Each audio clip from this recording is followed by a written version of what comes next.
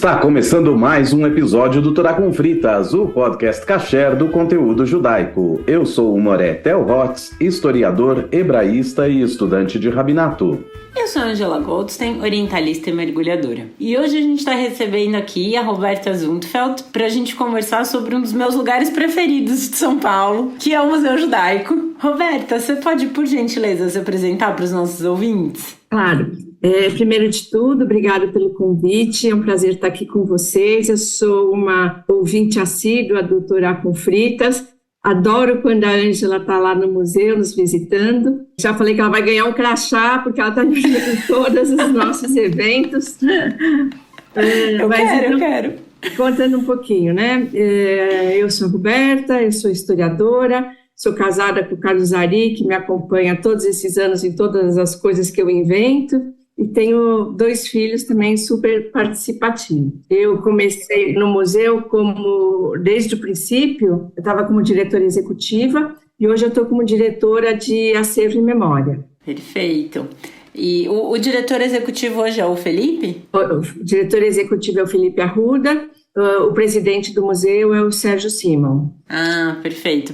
Roberta, super obrigada por ter aceitado o nosso convite para bater esse papo. E a gente chamou a Roberta para falar do museu nesse mês especial de dezembro, porque dia 5 o Museu Judaico completou o seu primeiro ano de portas abertas ao público. Mas eu fiquei sabendo, via Roberta e via Felipe Raimovich, que essa ideia faz muito mais tempo que está sendo gestada, né? A gente até, quando eu chamei a Roberta para gravar com a gente até brincou que era uma gestação de elefante, né? Faz quanto tempo, Roberta, que a ideia surgiu, né? Assim, que a coisa está acontecendo. Essa gestação de elefante, Angela, levou praticamente 17 anos. Há uns 17 anos atrás, eu, a Ruth Tarazante, nós somos chamadas no Colégio Renascença por um grupo de pessoas que falavam assim, olha, existe museu judaico no mundo inteiro e não existe no Brasil? Como que é isso? São Paulo é uma cidade enorme, tem que ter um museu judaico. Aí, daquele grupo, nós pensamos assim, olha, para ter um museu judaico, nós precisamos chamar todas as instituições judaicas para participarem. Então, foi na Hebraica, chamamos todos, fizemos a fundação do museu, legal, bacana, bom, e agora o que vamos fazer? Precisamos de um espaço, procura um espaço. Vamos conversar com o pessoal do Templo Betel, que naquela ocasião já pensava em sair do centro e vir para os jardins. E nós achamos um lugar perfeito para a Associação de Amigos do Museu Judaico, o Templo Betel. Eu e a Ruth, nós estamos desde o começo desse projeto. Eu lembro que em 2005, 2006... nós estávamos planejando o casamento e tudo mais, bom, enfim, a gente nem está mais casado, mas enfim, e na época eu tinha começado a trabalhar no Peretz em 2006, e o Moré Nelson falou, puxa, você podia aproveitar o espaço da Beitel, porque ele está ocioso e tudo mais, e a gente realmente começou a se organizar para isso tudo, as coisas acabaram se movimentando num outro sentido. Eu estava trabalhando na CIP, então ficava um pouco complicada do ponto de vista político mesmo, né? A gente estava pensando, traz os rabinos da CIP para fazer o casamento na Beitel, essas coisas todas, mas na prática ia ser o último casamento, que a gente acabou se casando em 2008, ia ser o último casamento antes realmente de fechar e não ter mais nada, que iam começar as obras do museu. E eu tenho essa história que eu falo, eu quase fui o último casamento da Beitel.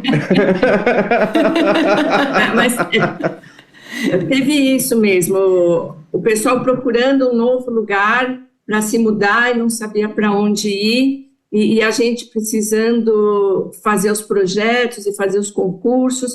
Então, tem esse gap mesmo, existe essa lacuna, tanto para o Betel quanto para o museu. Uhum. Eu vou contar para vocês que fazer museu não é fácil, é dificílimo. Quem estiver pensando em fazer um museu, pense 2 vezes antes de começar, porque dá muito trabalho.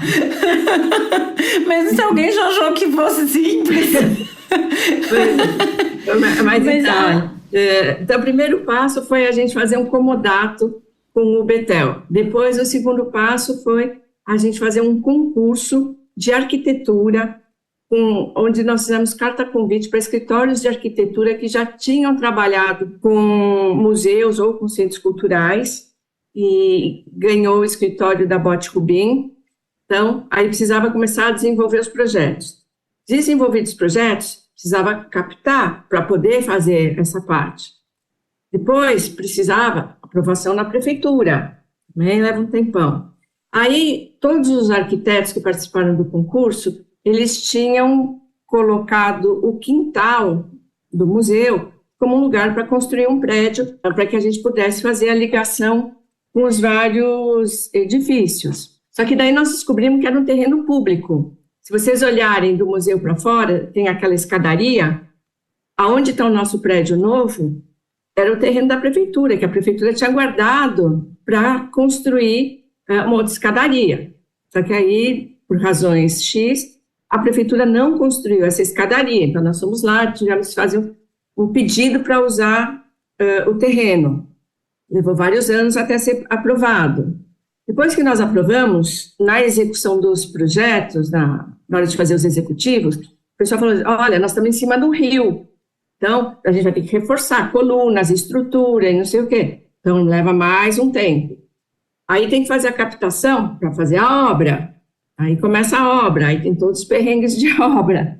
Então, tudo isso foi acumulando anos e anos e anos. E nisso tudo eu devo dizer que o Sérgio Simon foi o grande garoto propaganda, porque nas redes dele era só o museu, a gente podia acompanhar tudo que estava acontecendo, e ele falava, conseguimos, não sei, tava, todo mundo que seguia o Simon sabia o que estava acontecendo, e foi gostoso acompanhar também esse andar da carruagem, esse passo a passo e tudo mais. E aí quando eu estava aqui, já há 4 anos morando aqui, o museu foi inaugurado e eu pensei, puxa vida, não tô ali, não tô lá para ir visitar. Quando o Theo chegou no Brasil, o primeiro passeio que a gente fez junto, quando a gente se encontrou, a gente foi almoçar no Urbe, que é um café que a gente gosta, e aí descemos Augusta e eu fui levar ele conhecer.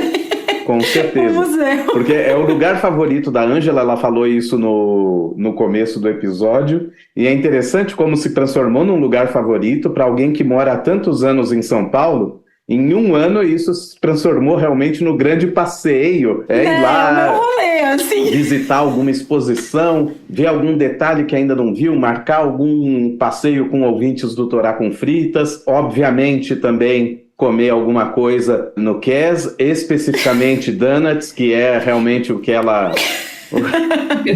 Você sabe que essa semana passada que teve um passeio guiado com o Felipe Raimovic, eu fui no Kes e as moças que trabalham lá, elas me conhecem pelo nome, né?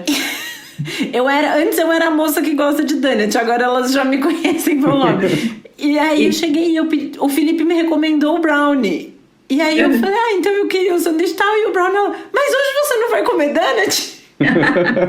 e agora vem Hanukkah, você vai comer todos os donuts que você quiser. Todos, sem culpa de que tô comendo muito açúcar. Mas, Roberta, a pergunta que eu ia te fazer, assim, uma coisa que me passou pela cabeça quando você começa a falar, né, que o pessoal do Renascença chamou você e a Ruth para conversar, e poxa, várias cidades do mundo tem um museu judaico e São Paulo precisa, porque uma cidade enorme, o grosso da comunidade judaica brasileira tá aqui, né? Tem bairros super tradicionalmente judaicos, assim, tipo Bom Retiro. E aí isso que era uma coisa que a gente já tinha até mencionado antes, né? Quando a gente viaja, a gente acaba vendo em lugares que tiveram presença judaica algum tipo de museu ou memorial do Holocausto. Você vai em Israel, tem o Yad Vashem, em Berlim tem aquele memorial do Holocausto que tem umas coisas cúbicas, assim, né, uns quadradões grandes e tal.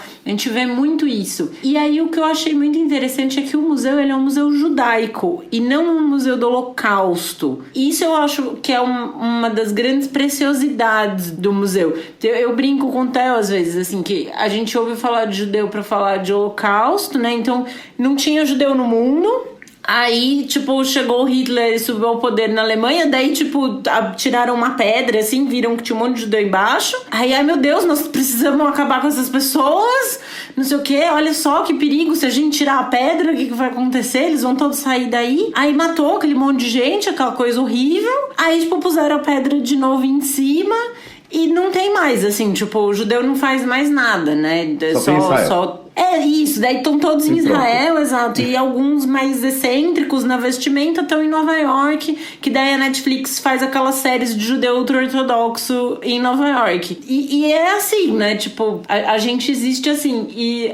Outro dia a gente entrevistou o Glauco, que é um ouvinte nosso super querido, pra falar de movimento negro e judaísmo, e o Glauco falou, a gente vira a wiki preta das pessoas, né? E eu falei, a gente é a enciclopédia judaica, assim, então também quando alguém no trabalho descobre que você é judeu, você já vira, tipo, quase uma pessoa verde, assim, né? Você tá ali normal.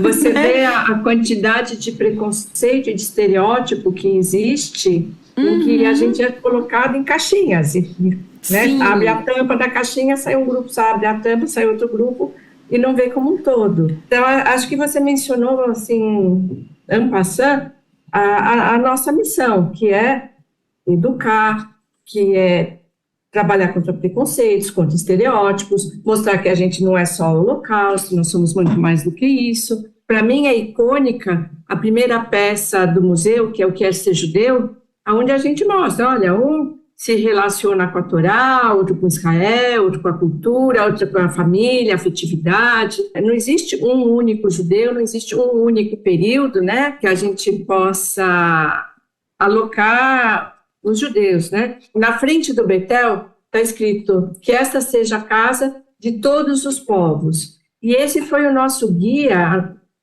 para conceber o museu. Então, quando a gente lê lá todos os povos, a gente pensava quem era o público que nós queríamos, né, que viesse ao museu. Então, o nosso bonequinho ideal era um jovem, menino ou menina, na faixa dos seus 16 anos, que mora na periferia, que estuda em escola pública e que não conhece nada de judeu, né? Nunca viu uma sinagoga. Então, nosso norte sempre foi esse. Quem não conhece o judeu, que não é um só, né?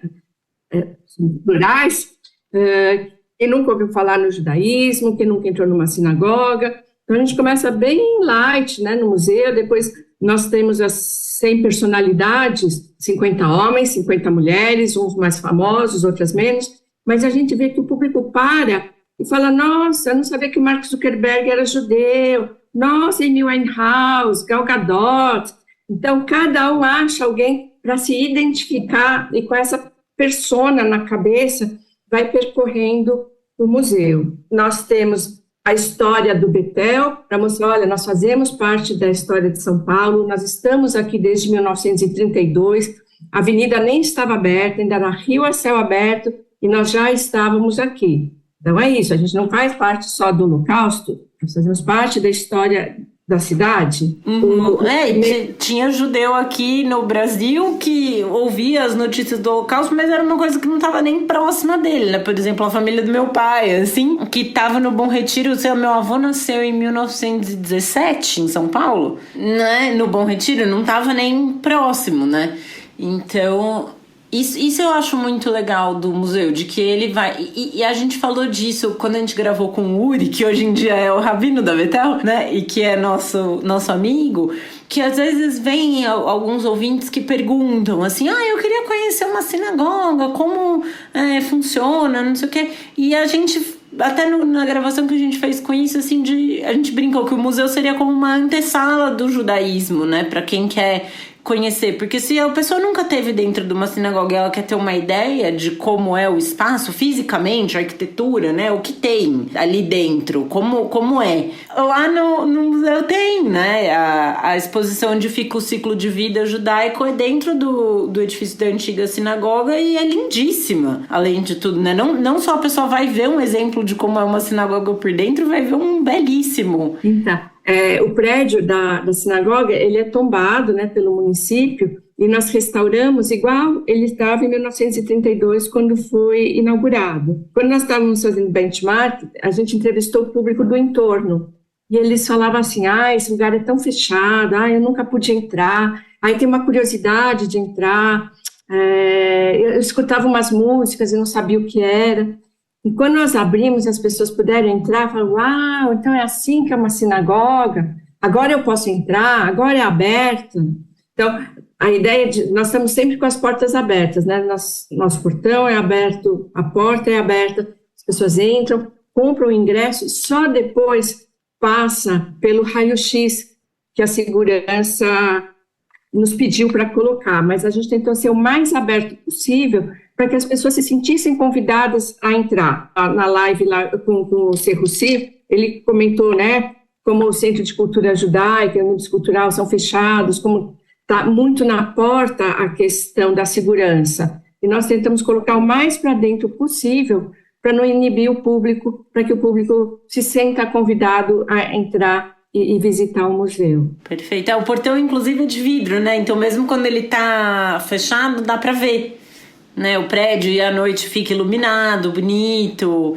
Isso é muito legal. A gente tinha falado mesmo disso, né? A arquitetura, em geral, de instituições judaicas é sempre bem lacradona, por motivos de segurança, não porque a gente não queira interagir com outras pessoas, longe disso, né? Mas por questões de segurança. E pensando um pouco do que tem dentro do museu, né? Você falou que o restauro foi feito para deixar como era nos anos 30, e aí tem todo o acervo da exposição. Como foi constituído esse acervo? São 17 anos que a Ruth Tarazanti estava ali de porta em porta, pedindo doações, né? Quem nos ajudou muito foi a Clara Kochen. A Clara, ela é de origem marroquina, sefaradi, e ela sempre vinha assim, Ruth, tal pessoa tem uma obra para doar, tem não sei o que para doar. Então, nossa coleção começou basicamente com objetos de judaica, vindo de famílias marroquinas, famílias de origem espanhola, portuguesa, sefaradi mesmo. Então, se você lembrar ali no ciclo da vida, a gente tem chales que as mulheres usavam, amuletos de proteção que elas usavam, vestido de fadas, uma colcha lindíssima. Nossa, aquela colcha é a coisa mais maravilhosa. O dia que eu levei minha mãe no museu, lá na minha família, todo mundo é chegada num trabalho manual, assim, bordado, costura, não sei o quê. Nossa, minha mãe viu a colcha, ela ficou, meu Deus, que colcha é essa? E mostra as diferenças, né? Como era um Brit Milá na Turquia, no Líbano, na Polônia, e assim a gente foi constituindo esse acervo rico, variado, né? A gente tinha em mente, né? Olha, a gente tem que falar do ciclo da vida, a gente tem que falar das festas, a gente tem que falar sobre a presença judaica no Brasil. E o que a gente conseguiu, por isso que você fala que você já foi várias vezes, é que tem várias camadas de leitura, né? Então, numa primeira visita, você vê a parte mais de objetos, na segunda parte, você vê mais a questão dos vídeos, e a nossa preocupação ali no térreo foi ter, assim, objetos para serem tocados, foi ter objetos de rito, algo para as crianças, humor. O nosso amigo Ivo Minkovic está lá com objetos de humor, como você falaria, desenho? Cartoon.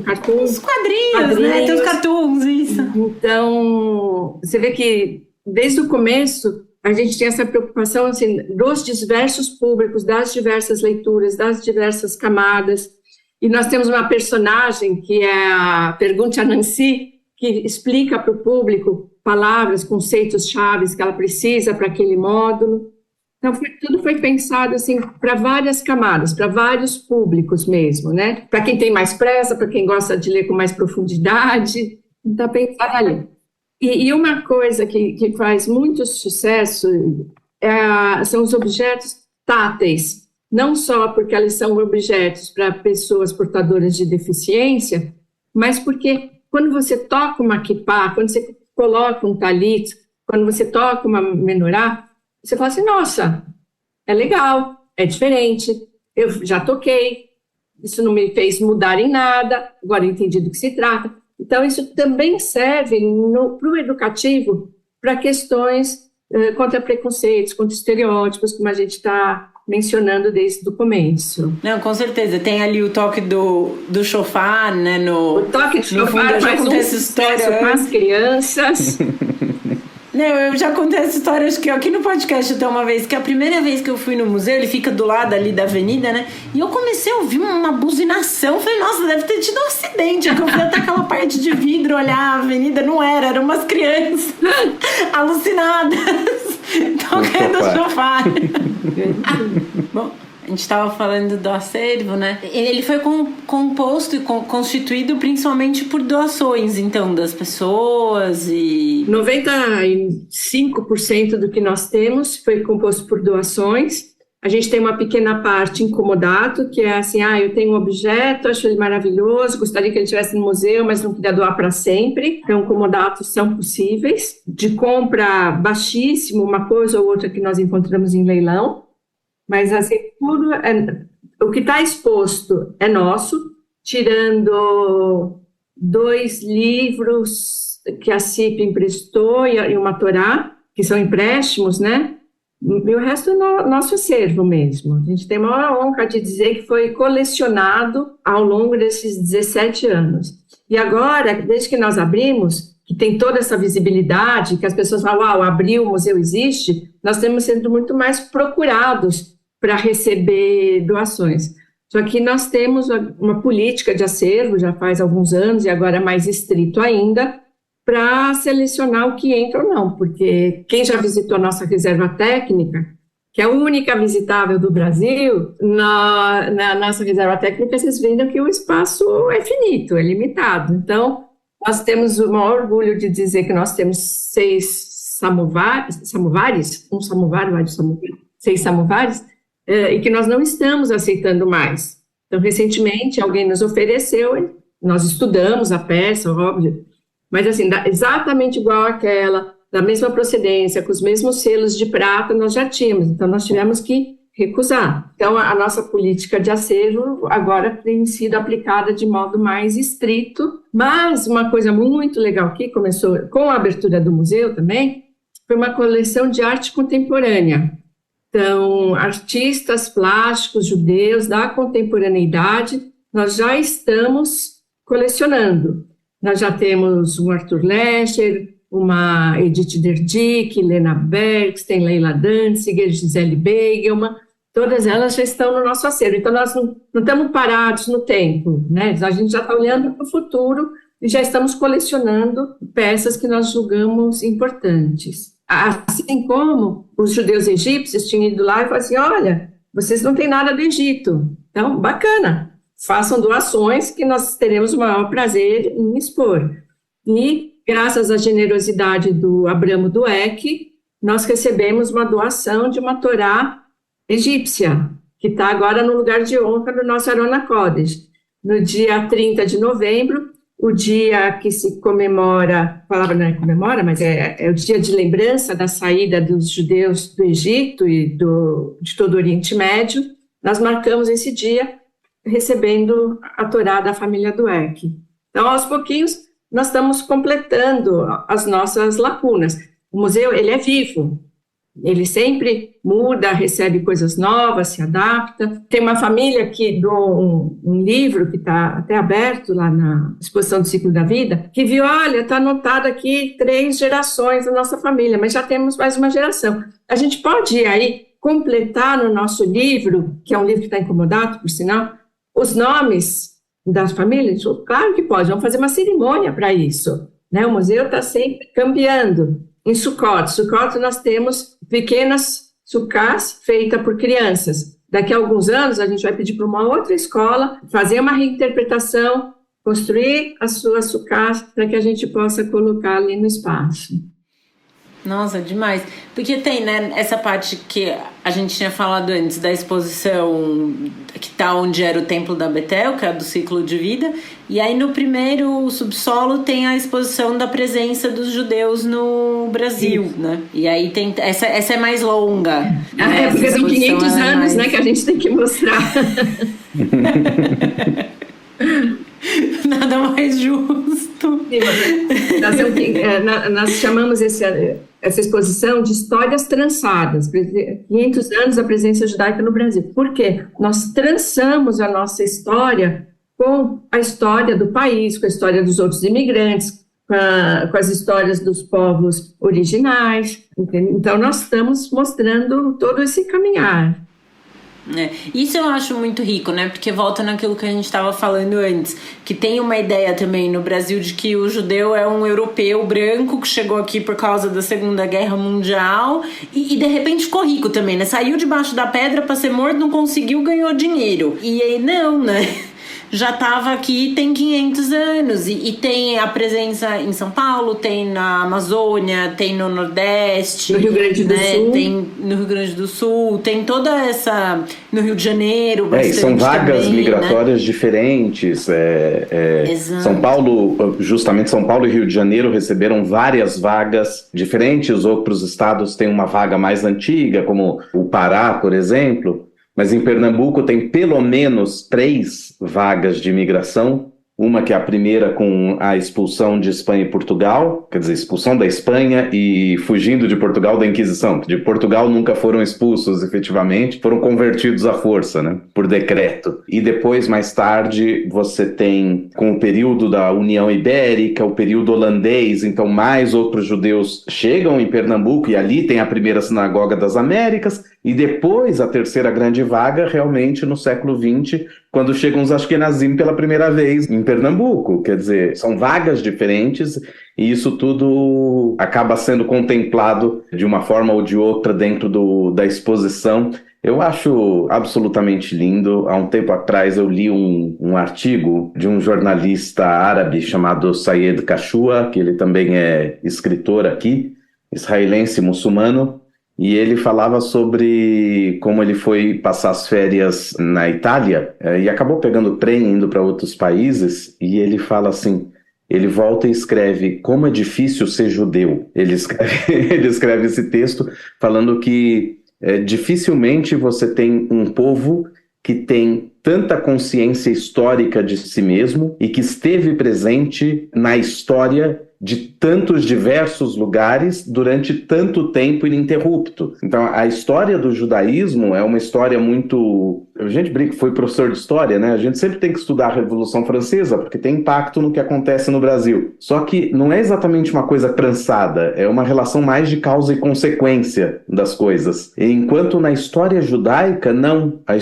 Estudar a história judaica é estudar o tempo todo alguma coisa da história geral que está acontecendo como pano de fundo, no final das contas, para aquela vida judaica, para aqueles acontecimentos e tudo mais. E pensar que quando você tem a expulsão da Espanha em 1492, muita gente vai para Portugal, depois, fugindo dessa conversão forçada de 1496, o início da Inquisição, vão parar no Novo Mundo, vão parar na Inglaterra, vão parar na Holanda, vão parar no Marrocos e no norte da África como um todo, na Turquia. Não tem como dizer que esses judeus, que agora são os brasileiros, que são os ingleses, que são turcos e tudo mais, que eles também não são portugueses e que eles também não são espanhóis, e que tudo isso se mistura dentro dessa identidade judaica. E é riquíssimo você pensar nisso. E a ideia de chamar de usar o termo trançadas, né?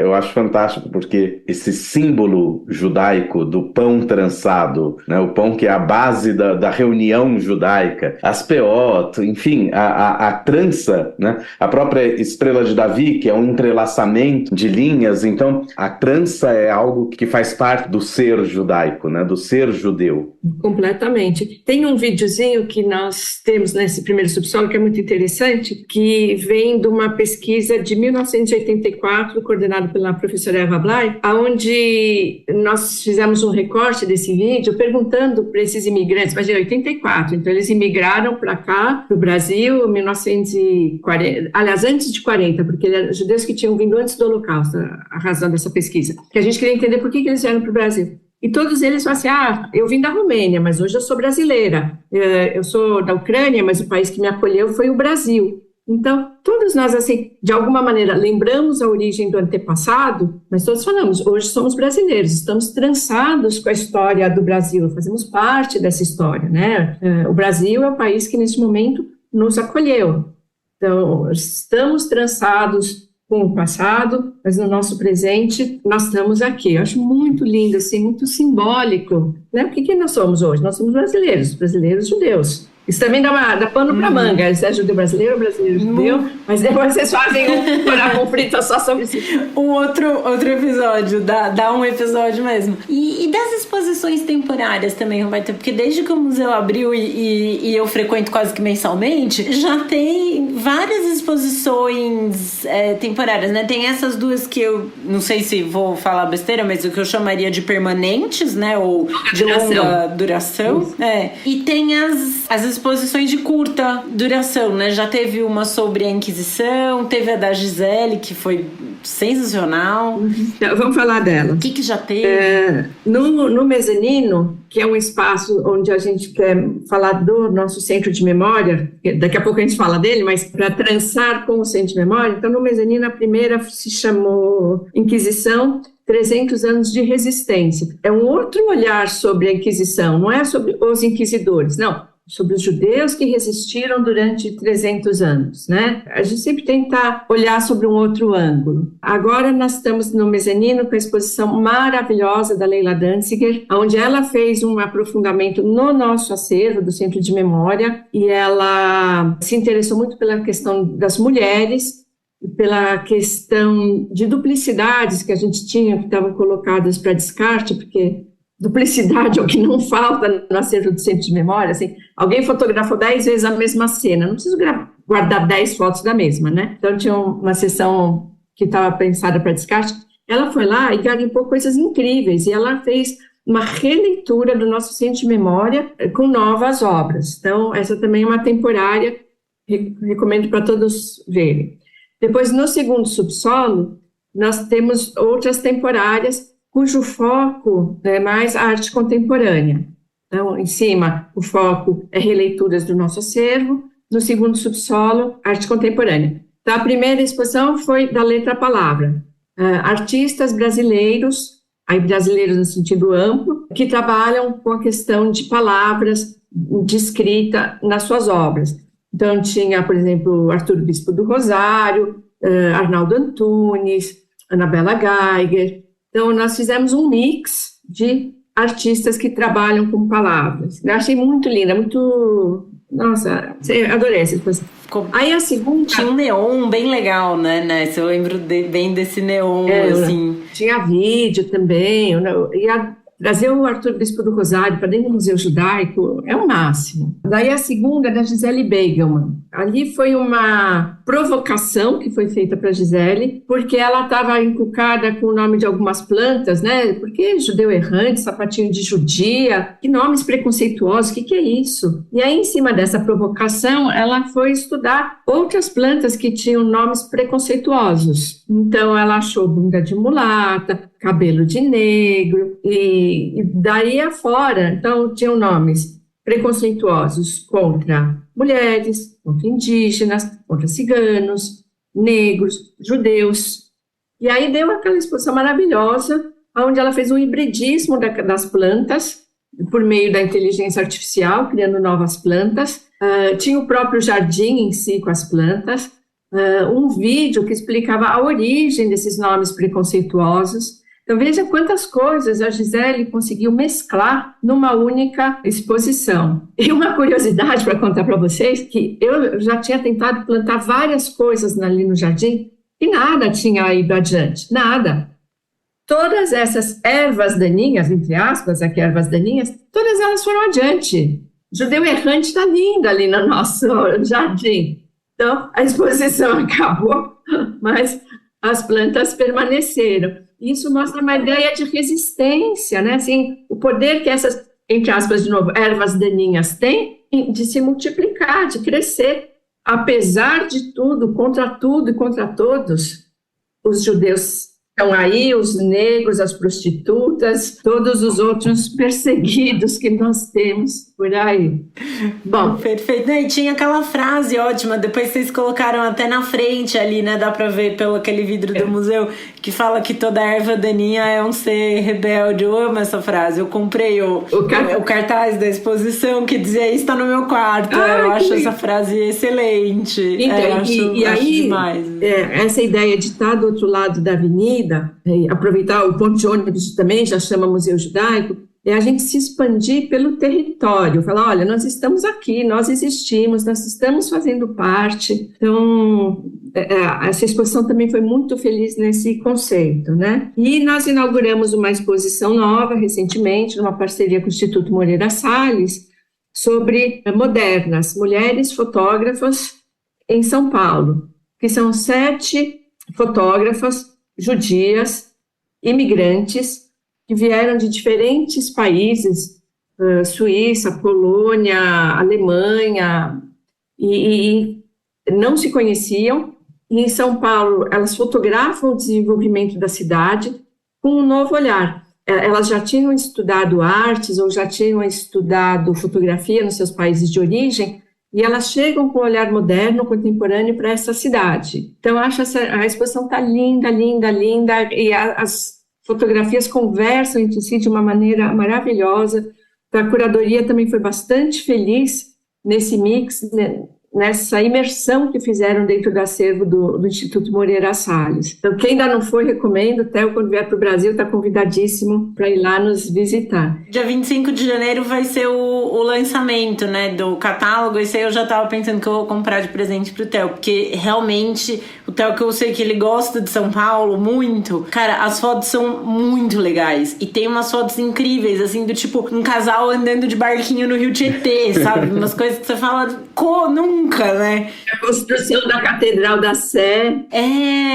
Não, e o que eu amei muito de ver nas fotos, porque como são umas fotos assim dos anos 40, dos anos 50, mostra ali o centro de São Paulo, a Rua Augusta, a Rua Direita, não sei o que, as propagandas das lojas são ótimas. E aí tem uma que acho que é do Anhangabaú, que aí tem várias propagandas assim, e tem duas que me chamaram muita atenção, que uma é do ônibus Cometa, falando viagem de São Paulo ao Rio de Janeiro, usando o ônibus Cometa. Eu falei, caramba, isso eu ainda faço. E aí tinha uma outra propaganda que era Napoleão Mendes de Almeida, cursos de latim. Eu usei a gramática dele quando eu estudei latim na faculdade.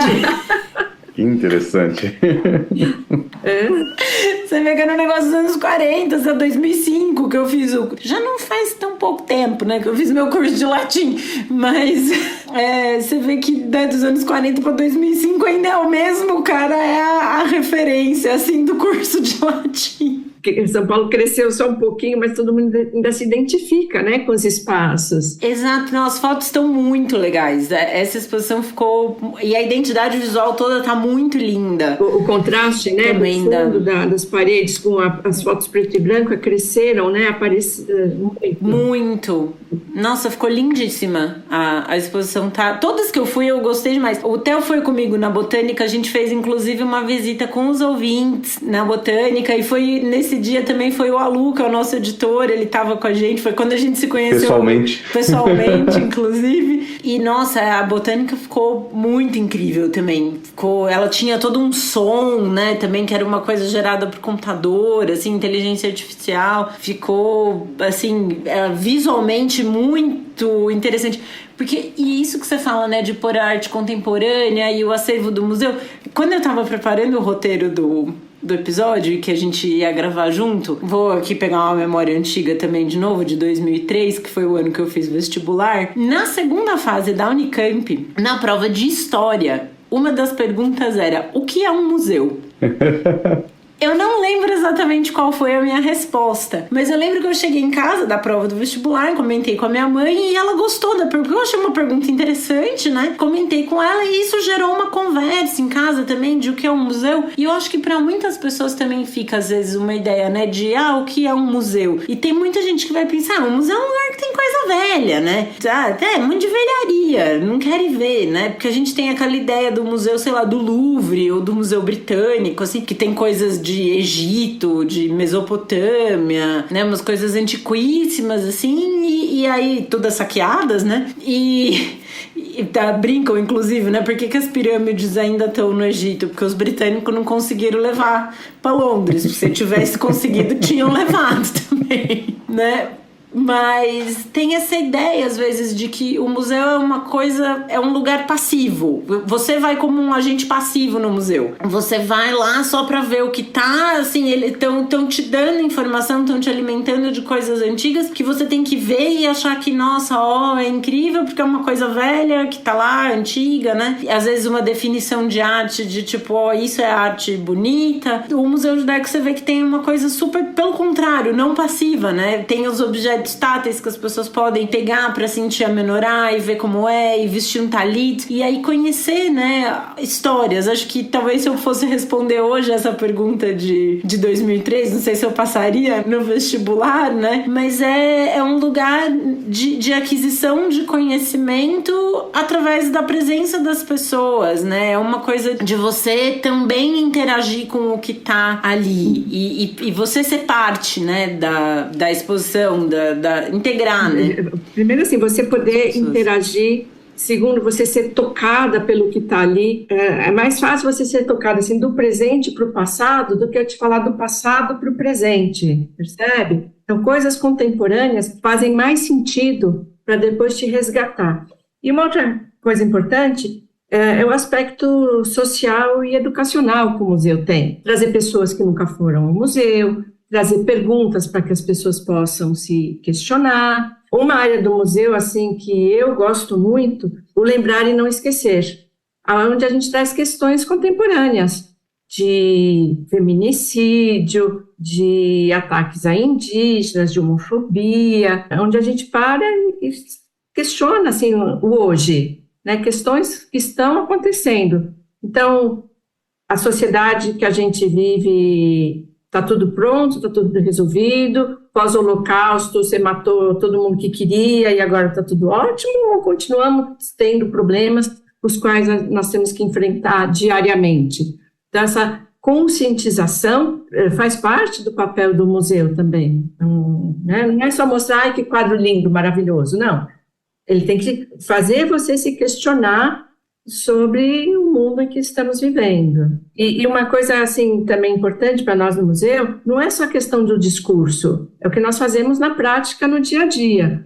Então, por exemplo, nossos colaboradores são diversos também, a nossa equipe, ela é bastante diversa. Não adiantaria eu colocar só lá na frente do museu que é ser judeu e mostrar diversidade, se no dia a dia nós não fôssemos assim. Nós temos um projeto que se chama Tranças no Território, onde nós interagimos com as instituições do entorno, com escolas públicas, com o pessoal da Ocupação 9 de Julho. Semana passada nós trouxemos no museu o Museu do Bexiga, a Vai-Vai, o CRAI, que atende imigrantes, a Casa 1, que atende público LGBT, ocupação, entendeu? Então, assim, nós estamos trançando com os nossos parceiros do entorno, tentando nos melhorar, né, nos ajudarmos, porque a gente entende que o museu tem um papel muito maior do que só mostrar coisas antigas. Uhum. Não, com certeza, e que a gente tá, né, a gente como judeu, tá inserido na sociedade, e que essas questões que estão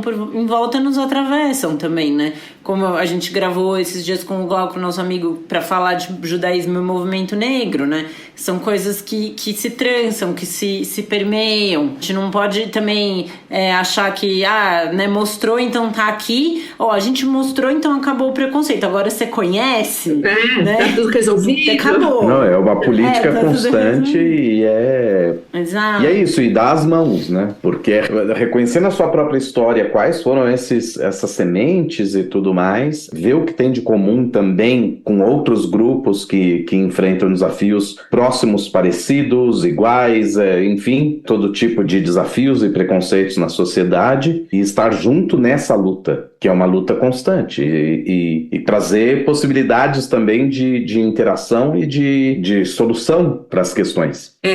Nesse evento do Tranças no Território, né, onde nós trouxemos essas instituições, as frases eram muito parecidas, o tipo de preconceito, o tipo de estereótipo, a falta de conhecimento do público. E aí a ideia, olha, se a gente não se der as mãos e juntos fizermos alguma coisa, a gente não vai sair desse lugar. A Carmen Silva, da Ocupação 9 de Julho, ela falou assim, olha, as pessoas ficam me perguntando, o que você está indo fazer no Museu Judaico? Por que você tem que ir ao Museu Judaico? Lá não é seu lugar.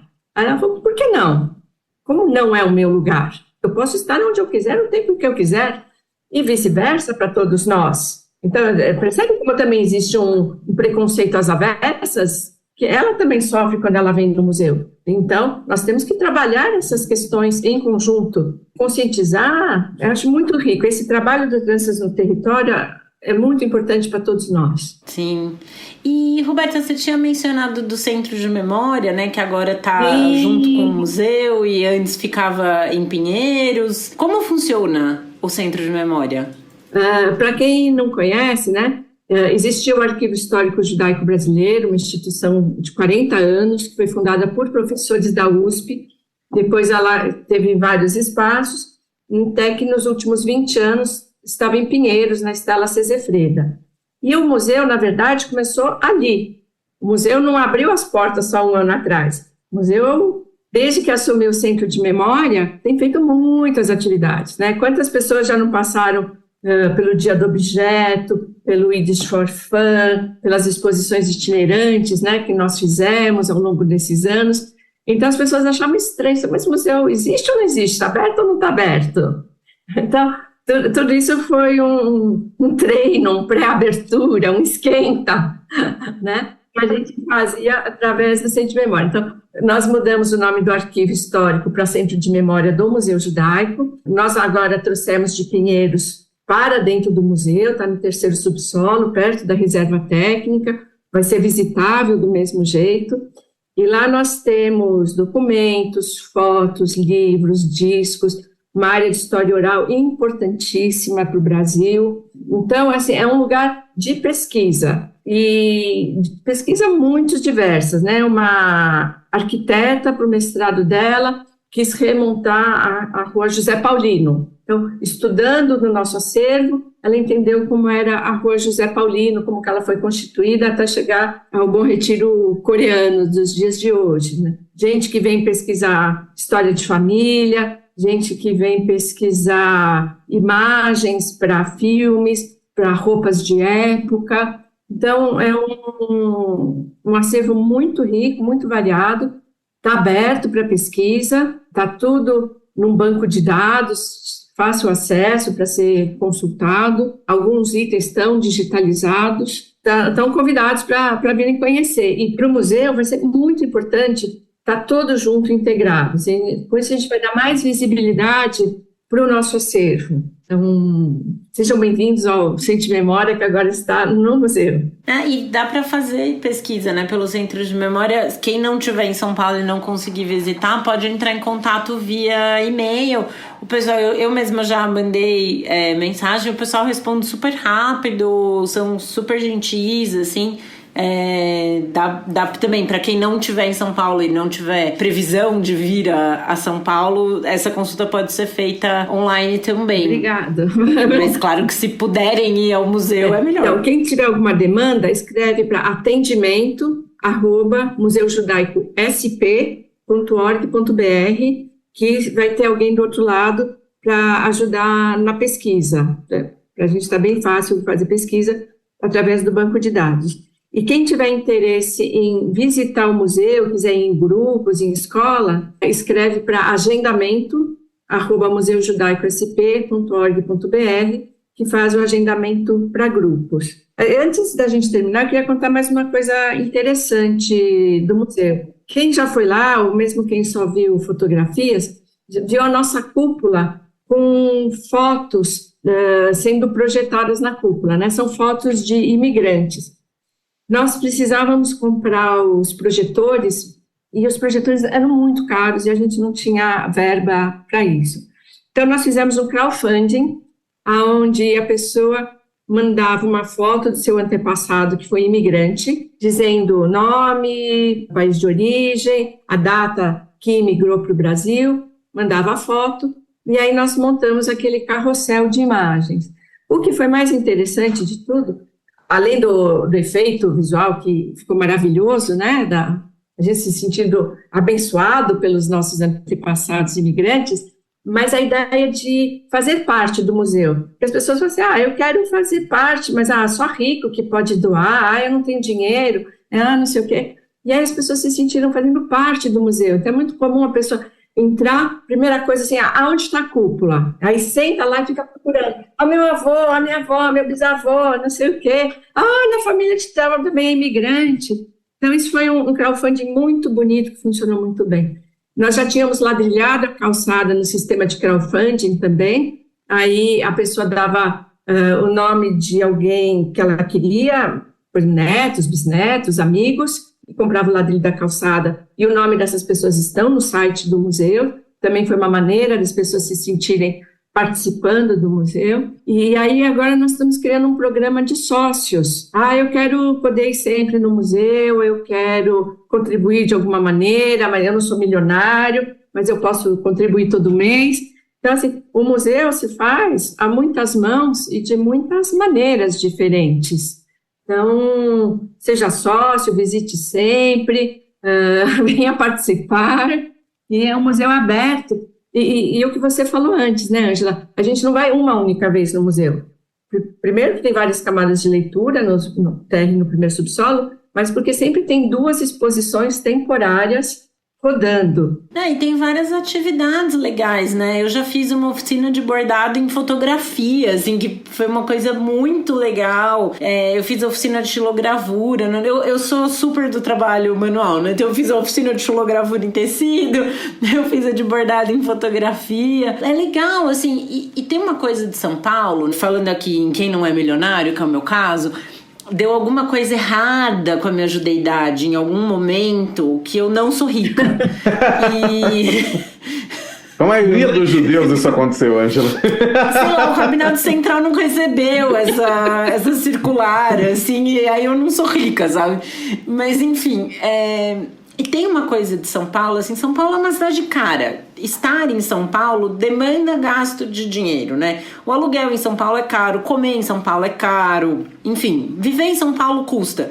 E lazer em São Paulo muitas vezes custa também. Tem, lógico, São Paulo tem parque que dá pra ir sem você pagar coisas, tem passeios na rua, tem peça de teatro gratuito e tal, mas via de regra o lazer em São Paulo custa. E isso que eu acho muito legal, assim, dessas oficinas do museu, por exemplo, que acontecem no fim de semana, é um programa super bacana que você pode fazer. E sábado, quando é Shabbat, a entrada no museu não é cobrada, então dá pra você ir passear lá, só gasta o dinheiro do cast pra comer o donut e que, né, não dá pra ir não comer, mas você tem um programa legal pra fazer, gratuito e num lugar bonito, num lugar agradável, arrumado, sabe, com uma boa infra, assim, pra tá. E sempre vai ter uma programação legal. Então teve essa oficina de xilogravura, teve essa de bordado, de vez em quando tem show, teve a peça da Diná, a Yentl, tudo gratuito, assim. Então você vai pagar, sei lá, ou um estacionamento ali perto, né, se você for de carro, ou uma passagem de transporte público para chegar até lá, de ônibus, de metrô, e fica um programa, né, baixo custo, digamos, e muito legal. Então isso é uma coisa que me leva muito ao museu, porque sempre tem uma coisa nova, diferente, interessante, que me interessa, né? Tô falando aqui de um lugar muito pessoal, mas que é bacana. E aí no fim você vai construindo uma relação também com as pessoas que estão ali, né? Eu fiquei amiga do Léo, que trabalha no museu, eu fiquei próxima do Kevin, que trabalhava no museu. Aliás, quando você fala que a equipe é diversa, eu lembrei muito do Kevin, porque ele deu a oficina de Shiloh e ele se apresentou e ele falou: olha, gente, eu trabalho aqui, mas eu não sou judeu, eu sou candomblé. Então já é tipo uma coisa super legal, assim, né? Da diversidade. Você vê, olha, então pra trabalhar no museu judaico não precisa ser judeu, por exemplo, né? Uhum. E ele se sentia bem, ele se sentia confortável de falar do lugar dele estando no museu, né? Porque, exato, quem professa uma religião não mainstream, assim, sempre fica um pouco melindrado. Não sei se essa palavra é melhor, mas você tem uma coisa assim, você não fala muito, né, às vezes da religião, você, né, na firma, tá todo mundo discutindo o que você vai fazer no Natal e você fica meio quieta, assim, né? Aí tem uma hora que alguém percebe, assim, que a pessoa não tá comentando muito, e aí você fala, não, que eu não comemoro o Natal. Aí já abre um olho enorme. Mas então, pra pessoa se sentir à vontade de falar qual religião ela professa no ambiente de trabalho, você vê como isso é um lugar de boa, né? Uhum. Onde cada um pode se colocar da maneira que é. Exato, como é. Vamos falar dos shows que a gente já fez? Sim! Então, o primeiro show que nós fizemos foi com a Fortuna, que foi um deslumbramento. A gente até mudou o teto, botamos imagens separadim, tá? O teto ficou lindíssimo ali na cúpula. Depois nós fizemos uma parceria com o Teatro Cultura Artística, que é nosso vizinho, e aí trouxemos 2 violonistas que são bolsistas dele, foi lindíssimo. Trouxemos a família Levi. Eu fui ver o Klezmer Três Rios também. O Klezmer Três Rios. Que foi demais. Tivemos a noite de abertura do festival, de Klezmer, foi no museu, que a Nicole trouxe um berimbau. Então, a Nicole trocando berimbau no Klezmer, foi genial. E para terminar o ano, comemorar um ano de abertura, nós trouxemos a Sucena, que é, para quem não sabe, uma mulher trans nordestina judia. Então, para falar de diversidade, nós estamos no lugar certo. Né? Exatamente. E uma super cantora, né? Foi maravilhoso, foi lindo, foi emocionante. Nossa, foi lindo o show. Foi um super show. Olha, não podia ter sido o melhor escolhido para nos representar. A gente tenta, assim, o que a gente acredita, o que a gente fala, é o que a gente faz no nosso dia a dia. Mostrar pluralidade, mostrar diversidade. Não existe um único judeu ideal, mítico. Então, para desconstruir tudo isso, é o que a gente pensa na nossa prática.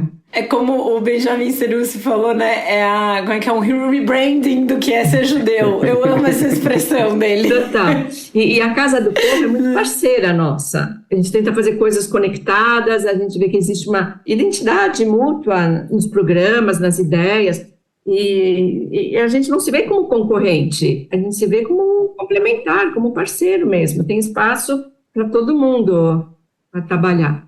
E uma coisa que a gente não falou, mas eu queria mencionar, o festival literário que aconteceu esse ano, que foi muito legal. Conta um pouco. O Felipe Arruda tirou sarro da minha cara, que ele falou, você tá gabaritando, né? Que eu fui em várias mesas. Então, o festival literário já entrou no nosso calendário. A ideia é que ele seja anual. Para 2023, está nos nossos planos trazer a Jamaica Kincaid, que é uma escritora jamaicana, judia, negra. Então, a ideia... Esse ano foi a Eilat Gundar Goshen, que é incrível, israelense, né? Eu já li algumas coisas dela, é bacanérrima, e a palestra com ela foi muito legal. Teve a palestra, eu adorei a primeira, que foi com a Yudi Rosenbaum, que foi minha professora na faculdade. Quando eu vi o nome dela, eu fiquei super feliz. Ela foi minha professora na Letras. Teve a Amara Moira para falar da linguagem do Pajubá, né? Que também é minha conterrânea campineira, um pouco minha amiga também da Letras. Nossa, o festival foi muito bacana. Eu levei minha mãe também, levei meu namorado. Assim, eu vou levando as pessoas. É isso que a gente quer. Traga as pessoas. Eu sempre vou levando, assim.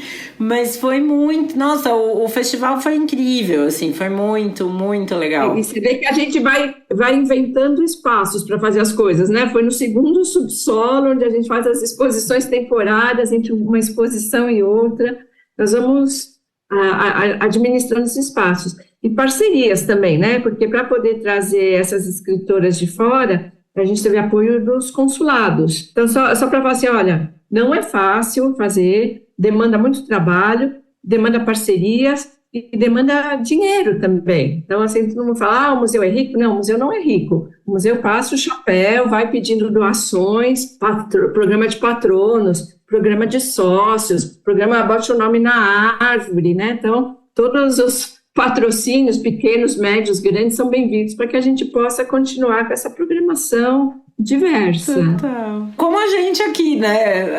A gente depende, a gente tem o nosso programa de financiamento recorrente. Inclusive, vou aproveitar esse momento para fazer esse jabá de que esse mês de dezembro a Aurelo vai dobrar o valor que a gente receber com patrocínios novos. Então, por exemplo, quem assinar por R$10 vai pagar 10, mas a gente vai receber 20. Então, esse é o momento de acessar aurelo.audio/Torá com fritas e escolher o plano de apoio que cabe no seu bolso para apoiar a gente, manter a gente no ar, né? A gente precisa para pagar os custos de edição, o que a gente às vezes precisa comprar um livro ou alugar um filme para assistir, né? E poder indicar e poder trazer o conteúdo para cá. É exatamente isso. Essas coisas, elas demandam um esforço nosso, né? Um esforço intelectual, né? A palavra fica um pouco pedante, né? Mas demanda um trabalho que a gente faça aqui, mas para concretizar as coisas a gente precisa de kessef, de dinheiro. Não tem truque. Como, né? A gente não tem como pagar o Alu agradecendo ele, por exemplo. Aí eu tenho a caneca do Torá com Fritas, eu tenho um imã de geladeira do Torá com Fritas. Verdade. Isso aí, tá vendo? E, não, mas a gente precisa ter, né, e no museu tem a lojinha também, né, um outro jeito de vocês terem essa, né, às vezes dá pra comprar uma coisa, se você não tem como ajudar com mais, tem outras coisas, os produtos da loja são super bonitos. Uma caneta, um livro, um presente para uma criança. Agora, para Hanukkah, nós temos várias Hanukkiots, que nós estamos lá vendendo. Visite nossa lojinha, visite o Care. Exato. Aliás, o meu sonho, eu vou deixar registrado aqui, eu vou jogar pro universo, assim. Mas o meu sonho de Jill e tal influencer é um dia chegar uma caixa de recebidos do Kes na minha casa. O dia que isso acontecer, eu sei que esse podcast tá dando certo. Camila tá escutando. O dia que eu receber uma caixa com uns donuts do Kes aqui em casa, eu sei que nossa missão tá... Nós estamos no rumo certo. Maravilha. Anotada. Roberto. Anotada. E não é que ela teve o seu pedido atendido? Não, gente, e hoje, dia 21 de dezembro, um dia antes desse podcast ir ao ar, enquanto a Lu estava fazendo a nossa edição, eu recebi uma caixa de donut do Kes. E veio de pistache, que é o meu preferido. Então, assim, é um sinal de que esse podcast tá muito no caminho certo. Obrigada demais pela Roberta, fada madrinha, que eu tenho certeza que foi quem deu o toque. E muito obrigada pro pessoal do Kes. Com isso, acho que a gente pode encerrar o nosso episódio de hoje. Eu te agradeço demais, foi um prazer enorme receber você aqui. Essa conversa foi super bacana. Eu já tô com vontade. Fui sábado passado no museu, já tô com vontade de voltar. Fui sábado, fui quinta-feira. Olha, para mim é um prazer estar aqui com vocês. Quando eu recebi o convite, eu olhei assim algumas vezes, mas é para mim mesmo? Tenho certeza? Eu mesmo. Eu posso mandar um print. Então, foi uma honra estar aqui com vocês. É um prazer. No que eu puder ajudar a divulgar o Torá com Fritas, contem comigo, contem com o museu. Obrigada. E vamos juntos. Vamos juntos. No fim do episódio, a gente sempre deixa alguma recomendação para os ouvintes de livro, filme, série, enfim. A minha recomendação de hoje é a mais óbvia possível. Visitem o Museu Judaico. Nós, inclusive, estamos com uma visita marcada para janeiro, mas eu vou divulgar a data mais perto de quando for acontecer.